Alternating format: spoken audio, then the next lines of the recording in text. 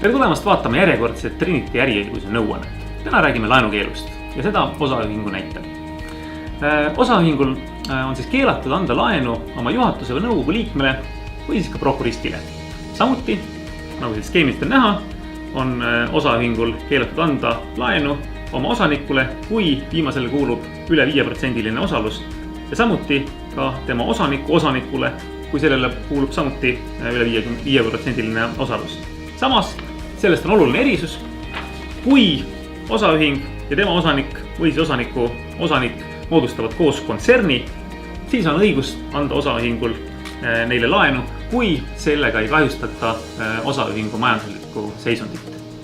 Kui tundub keeruline, võtke meiega ühendust, aga muidu kohtume järgmisel neljapäeval.